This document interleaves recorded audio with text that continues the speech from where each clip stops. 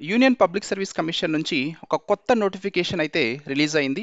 2024 సంవత్సరానికి గాను combined defence services examination 2024 రీసెంట్గా రిలీజ్ అయింది. So application submission last date June 4 వరకు ఉంది అండ్ నోటిఫికేషన్ రిలీజ్ అయింది మే 15న. సో ఈ వీడియోలో మనం ఓవరాల్గా ఈ నోటిఫికేషన్లో ఎన్ని జాబ్స్ రిలీజ్ చేశారు, సో ఆ జాబ్స్కి అప్లై చేసుకోవాలంటే ఎలా అప్లై చేసుకోవాలి, ఏజ్ లిమిట్ ఏంటి, దీనికి సిలబస్ ఏ విధంగా ఉంటుంది, ఇలాంటి మరెన్నో డీటెయిల్స్ అయితే తెలుసుకుందాం. సో మీరు ఈ నోటిఫికేషన్కి అప్లై చేయాలంటే సో ఇది union public service commission, so ఇక్కడ నుంచి అప్లై చేసుకోవచ్చు. సో మనం ఏ విధంగా అప్లై చేయాలనే దానికి సంబంధించి ఒక సపరేట్ వీడియో అయితే చేద్దాం. అండ్ ఇది complete notification union public service commission release చేసినటువంటి కంబైన్డ్ డిఫెన్స్ సర్వీసెస్ ఎగ్జామినేషన్ 2024కి సంబంధించి. సో ఈ నోటిఫికేషన్ మీరు డౌన్లోడ్ చేసుకోండి. నోటిఫికేషన్ చాలా చాలా ఇంపార్టెంట్ అండి, మీరు ప్రిపరేషన్ ప్లాన్కి ఇది చాలా చాలా బాగా యూజ్ అవుతుంది. సో కాబట్టి ఈ వీడియో కిందే డిస్క్రిప్షన్లో దీనికి సంబంధించి కూడా లింక్ నేను ప్రొవైడ్ చేస్తాను. So please go through it. So అయితే ఇప్పుడు మనం నోటిఫికేషన్లోకి వెళ్తే కంప్లీట్గా so name of the post union public service commission combined defence services 2024 online ఫామ్కి సంబంధించి. సో ఈ పోస్ట్ డేట్ వచ్చేసరికి అంటే ఈ నోటిఫికేషన్ రిలీజ్ చేసింది మే 15వ తేదీన. సో టోటల్ వేకెన్సీస్ 459 వేకెన్సీస్ ఉన్నాయండి. యూనియన్ పబ్లిక్ సర్వీస్ కమిషన్ ఈ విధంగా కంబైన్డ్ డిఫెన్స్ సర్వీసెస్ ఎగ్జామ్ 2024కి సంబంధించి ఆ రిక్రూట్మెంట్కి సంబంధించిన నోటిఫికేషన్ అయితే రిలీజ్ చేయడం జరిగింది. సో ఓవరాల్గా దీని యొక్క కంప్లీట్ డీటెయిల్స్, ఎలిజిబిలిటీ ఇవన్నీ కూడా మనం ఈ వీడియోలో క్లియర్గా చూద్దాం. సో మొదటిగా అప్లికేషన్ ఫీజుకి వస్తాయి. Application fee so for all other candidates అంటే ఎస్సీ క్యాండిడేట్స్ కానీ, ఎస్టీ క్యాండిడేట్స్ కానీ, ఫిమేల్ క్యాండిడేట్స్ కానీ కాకుండా సో రిమైనింగ్ ఆల్ అదర్ క్యాండిడేట్స్కి 200 రూపాయలు అయితే అప్లికేషన్ ఫీజు మీరు పే చేయాలి ఈ జాబ్కి అప్లై చేయాలంటే. బట్ ఫిమేల్ క్యాండిడేట్స్ కానీ, ఎస్సీ క్యాండిడేట్స్ కానీ, ఎస్టీ క్యాండిడేట్స్ కానీ అయితే సో ఏ విధమైనటువంటి పేమెంట్ కూడా మీరు పే చేయవలసినటువంటి అవసరం లేదండి. అండ్ మోస్ట్ ఇంపార్టెంట్లీ ఇక్కడ డిజేబుల్డ్ ఎవరైతే ఉన్నారో సో వాళ్ళది ఈ పోస్ట్కి అయితే ఎలిజిబుల్ లేరు. సో మీకు క్లియర్గా ఇక్కడ అప్లికేషన్ ఫీజులోనే వాళ్ళని మెన్షన్ చేయలేదు, చూశారు రైట్. సో పేమెంట్ మోడ్ ఇది ఆన్లైన్ అప్లికేషన్ కాబట్టి సో మీరు ఎనీ ఆన్లైన్ పేమెంట్ అనేది చేయొచ్చు. సో లైక్ క్రెడిట్ కార్డ్స్ కానీ, డెబిట్ కార్డ్స్ కానీ, యూపీఐ పేమెంట్ కానీ, ఇంటర్నెట్ బ్యాంకింగ్ కానీ సో ఏదైనా యూజ్ చేసి మీరు పేమెంట్ అయితే చేసుకోవచ్చు. So important dates so notification release అయింది మే 15న. సో మీరు ఎప్పటి వరకు దీనికి అప్లై చేసుకోవడానికి ఈ నోటిఫికేషన్ ఆన్లైన్ అప్లికేషన్ అవైలబుల్ ఉంటుందంటే జూన్ 4 6 PM వరకు ఉంటుందండి. జూన్ 4 6 PM వరకు ఇదైతే మీకు అవైలబుల్ ఉంటుంది.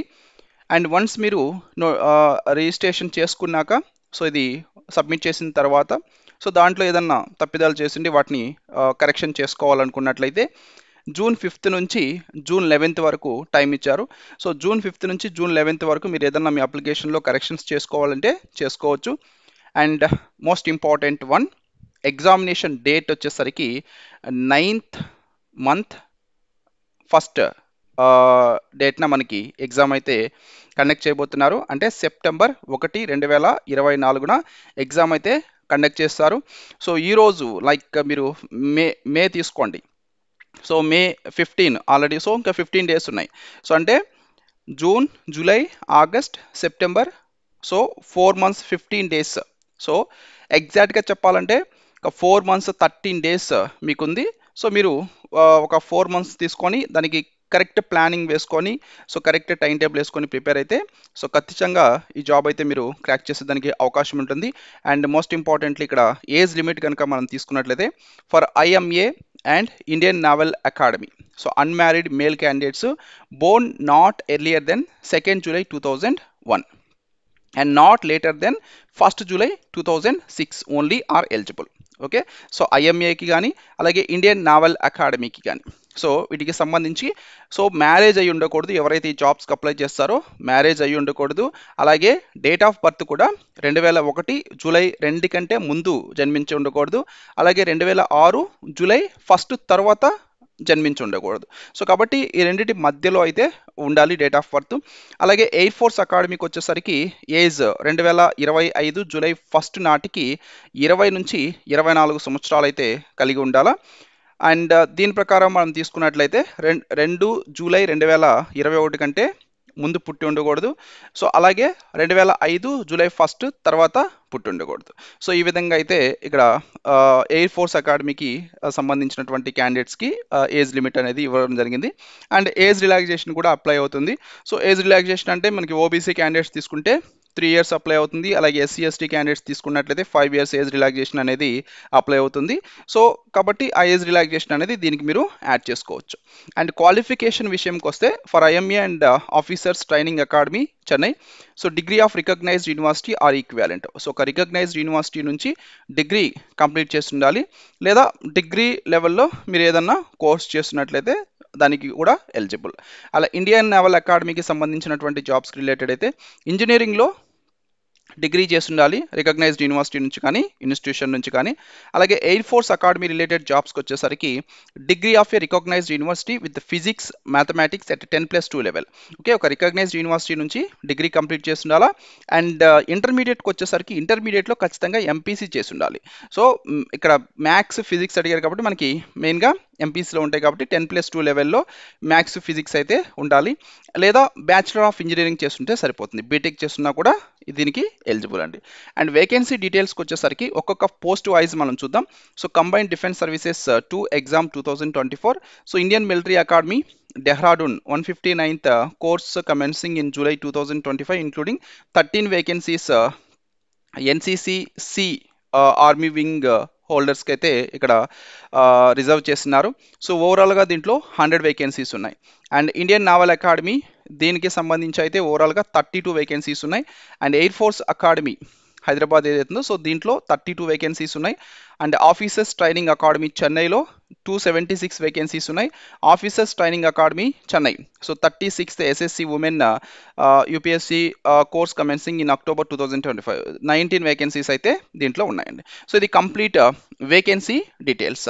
సో అలాగే వీటికి సంబంధించి మనం ఒకసారి సిలబస్ చూద్దాం. సో సిలబస్ అనేది మనకి చాలా చాలా ఇంపార్టెంట్. సో కాబట్టి ఎలా ప్రిపేర్ అవ్వాలా అనేటువంటిది కూడా ఈ సిలబస్ని బట్టి మనం ప్లాన్ చేసుకోవాలి. సో ఒక్కసారి అయితే సిలబస్ క్విక్గా మనం చూద్దాం. సో ఇక్కడ scheme of examination, this is very very important అండి. So the competitive examination comprise written examination as shown in para 2 below. So ఇక్కడ క్లియర్గా మనకి పారా 2లో చూపించున్నారు. So for admission to Indian academy, Indian naval academy and air force అకాడమీకి వచ్చేసరికి so ఈ విధంగా 3 సబ్జెక్ట్స్ అయితే ఇక్కడ ఇచ్చారు. ఒకటి ఇంగ్లీష్, సో 2 hours టైం ఉంటుంది. మ్యాక్సిమం మార్క్స్ వచ్చేసరికి 100 మార్క్స్కి ఉంటుంది. సో తర్వాత జనరల్ నాలెడ్జ్ 2 hours టైము 100 మార్క్స్కి. అండ్ ఎలిమెంటరీ మ్యాథమెటిక్స్ 100 మార్క్స్కి 2 hours టైం. సో ఇది admission of Indian military academy, Indian naval academy and air force అకాడమీకి సంబంధించినటువంటి syllabus. For admission to officers training అకాడమీకి వచ్చేసరికి సో ఇక్కడ 2 సబ్జెక్ట్స్ అయితే ఇచ్చినారు. ఒకటి English, so 100 marks 2 hours time ఉంటుంది. So general knowledge second 100 marks 2 hours time ఉంటుందండి. సో ఈ విధంగా మనకైతే ఇక్కడ సిలబస్ అనేది క్లియర్గా మెన్షన్ చేయడం జరిగింది. So subjects of the written examination, the time allowed and maximum marks allotted each subject will be here. మీరు చూసారు కదా, సో ఇవి. సో ఈ విధంగా అయితే మనకి ఎగ్జామినేషన్ అయితే కండక్ట్ చేయనున్నారు. So this is the scheme of the examination. And syllabus విషయంకి వచ్చినట్లయితే so standard and syllabus of the examination. So మెయిన్గా స్టాండర్డ్, సో అంటే క్వశ్చన్స్ ఏ స్టాండర్డ్లో అడుగుతారు. So standard of the papers elementary mathematics will be matriculation level.